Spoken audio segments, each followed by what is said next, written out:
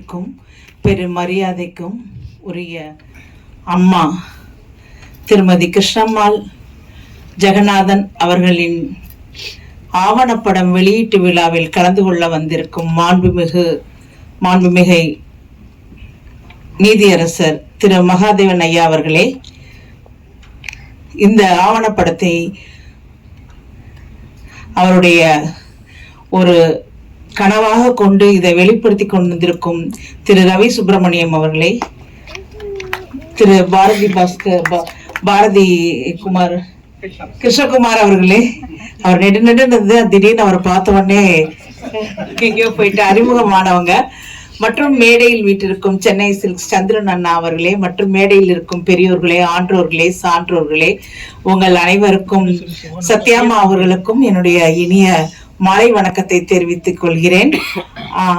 அதாவது நம்ம அந்த காலம் எனக்கு ஒரு கனவு மாதிரி இருந்தது. சார் அந்த படத்தை நான் பார்த்தபோது நம்ம சுதந்திர போராட்ட தியாகிய பார்த்ததில்லை, எவ்வளோ பேத்துக்கு இவ்வளோ ஆவணப்படம் இருக்குன்னு தெரியாது.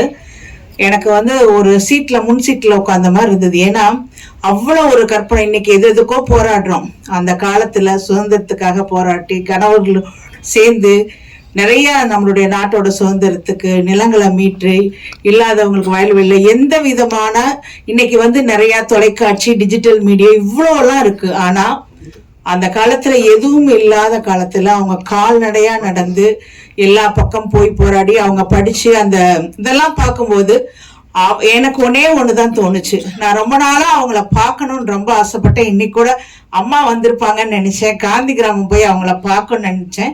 இப்போ ஒரு 15 நாளைக்கு முன்னாடி கோபியில அம்மா லட்சுமண் ஐயா பில்டிங் ஓபன் பண்ணாங்க. அந்த அன்னைக்கு என்னால போய் அவங்கள பார்க்க முடியாத சூழ்நிலை இருந்தாலும் அவர்கள் சொல்ற மாதிரி அவர்கள் வாழும் காலத்துல நம்மளும் இருக்கோங்கிறதே உண்மையிலேயே நமக்கெல்லாம் மிகப்பெரிய பெருமை.